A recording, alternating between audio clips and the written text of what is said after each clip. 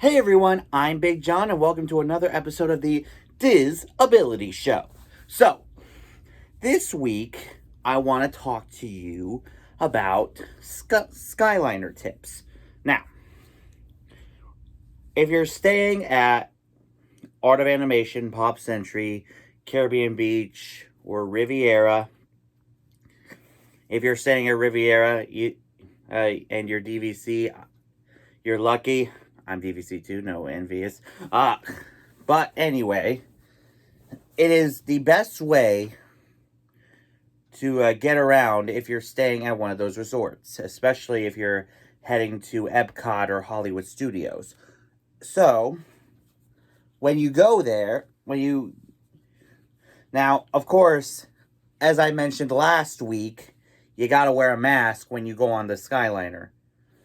That way, so you can continue to keep yourself and the parties you ride with safe if you end up riding with another party. Now, of course, all Skyliners connect to the central station at the Caribbean Beach, which is, for those of you who may not know, is sort of like the TTC of the Skyliner. Because it goes in many directions. One direction heads, not the boy band, one heads to the Riviera and Epcot. One heads for Hollywood Studios, and the other heads for my favorite route, of course, Pop Century and Art of Animation. And if you have someone with disabilities, you can put them in the corner that way and sit next to them. That way they are not bothered by a person from another party sitting next to them. It might give them sensory problems. I know it might give me some, because, But it is a nice, relaxing way to just enjoy the sights and sounds of the entire Disney property. Unless, of course, you're afraid of heights. But even if you are, you can just relax and enjoy a nice, relaxing ride. Hopefully nothing happens. Bad choice of words. But yeah. If you're ever staying at one of those resorts, you have to at least once go on the Skyliner, because it is one of the most relaxing ways to get around at Walt Disney World.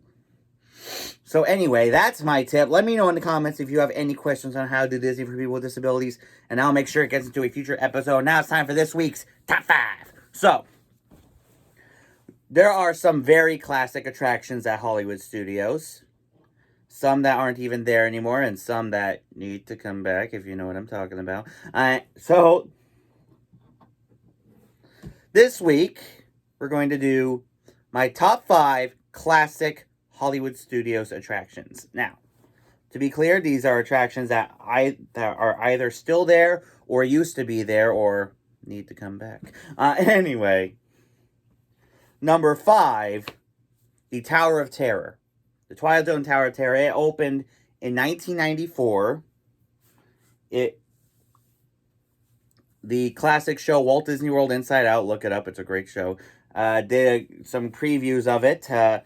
The Halloween episode of it featured Gilbert Gottfried getting stuck in the Twilight Zone. You should and it is one of the greatest rides. It inspired the one in California, which is now Guardians, and the one that's just simply Tower of Terror over at Tokyo Disney Sea. And it really fits the theme of Hollywood, because it's right at the edge of Sunset Boulevard, and there are people screaming, which typically happens in Hollywood. But anyway, so number 4 would have to be Muppet Vision 3D. It's been there since 92. Now, fun fact, there was supposed to be a full Muppet Studios land at Hollywood Studios back when it was MGM Studios. Not only to feature Muppet Vision 3D, but also a Muppet version of the Great Movie Ride, simply called the Great Muppet Movie Ride. But of course, Jim Henson passed away before the entire land was conceived. So They just put Muppet Vision 3D in Streets of America, which I think is pretty good. And I hope Disney doesn't do anything to get rid of it.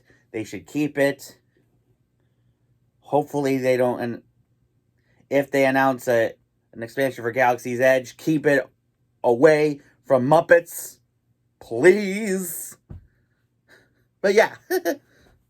Anyway, number 3. Now, some of you may not remember this, depending on how old you are. The Backstage Studio Tour featuring Catastrophe Canyon. That's right. I'll never forget the last time I ever rode it back in 2014. I didn't even realize it would have been the last time. It was back in April, and the last time I would ever see Catastrophe Canyon, last time I would ever see Walt's Plane, which of course is going to California for D23 in September. I wish I was going. But I miss seeing all of the antique car, the classic movie cars, all the props. I really miss the Streets of America in general. Sometimes I wish if Galaxy's Edge was worth it, because Streets of America was a true piece of Hollywood Studios. I miss it. I miss the used guys merchandise. I miss all that. Number 2, the Great Movie Ride. Now, another opening day attraction. I wasn't a fan of it at first because, the gangsters taking over the ride vehicle and all the scary stuff like from Alien and the witch from Wizard of Oz. For those who don't know me, I'm afraid of that witch. Whew.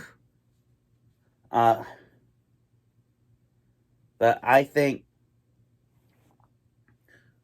we had to get rid of the Great Movie Ride for Mickey and Minnie's Runaway Railway. Meanwhile, at Disneyland, they're building a new building for their Mickey and Minnie's Runaway Railway, which said it will be more enhanced. I think this is a little unfair. I mean, they built a new building for their Runaway Railway. We had to lose Great Movie Ride. If you wanted to replace something with Mickey and Minnie's Runaway Railway, I would have recommended Voyage of the Little Mermaid. Yeah, I would. Now, my number 1 thing, classic attraction, and this should come as no surprise to all of you, I'm just going to say it. Hashtag save the citizens of Hollywood. I know it may seem like I rant about this a lot, but I am truly devoted to this. I know Disney may not have any plans to bring them back as of yet, but if we keep spreading the word, if we all work together and spread this message, Disney will take notice and bring them back. They have to. They know what the fans want. They may not appreciate it as much as we do, but we do. So anyway, let me know in the comments what your favorite classic Hollywood Studios attraction is. So, as many of you may know, the Star Wars Galactic Star Cruiser opens this Tuesday, March 1st, and a lot of social media, YouTubers, and media folks got a special preview of it. I, of course, do not have the proper level of star level yet to be considered media. But one day down the road, and when I'm living in Florida, hopefully I will. Disney, if you're watching. But I saw yesterday, I have seen a plethora of some of my favorite vloggers and bloggers and YouTubers and whatnot get a 2-day or just 1-day sample of the Galactic Star Cruiser. And for those of you who don't want any spoilers, you can just stop watching right now. But for those who love a good spoiler like I do, you get to see so many characters. You get to interact with stuff. it's like an indoor summer camp for people of all ages. And as a camp counselor, I think that's pretty cool. And you get to do lightsaber training. You get to like fly the ship. You get to go to Batu for the morning. And there's even a greenhouse which has plants from all across the Star Wars universe. And there's Chewie, and you get to see Rey. A certain Jedi Master appears as a hologram. And there is so much action. At first I had some thoughts about this being enclosed and having to stay in a hotel for just 2 days. But it's much more interactive.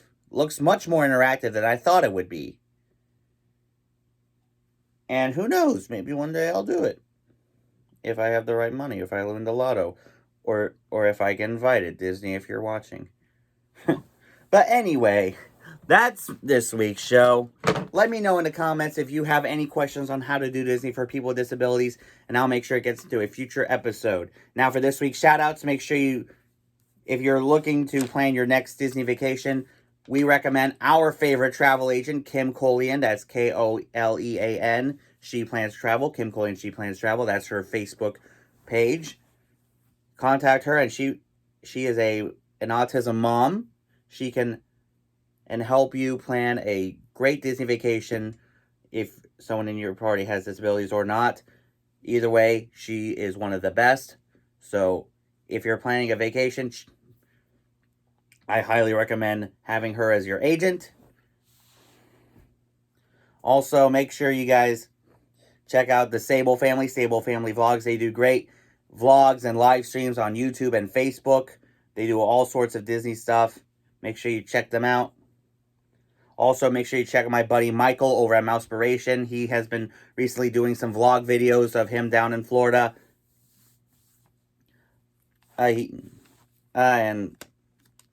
And Michael, if you're watching, I'm sorry about that thing with the bird.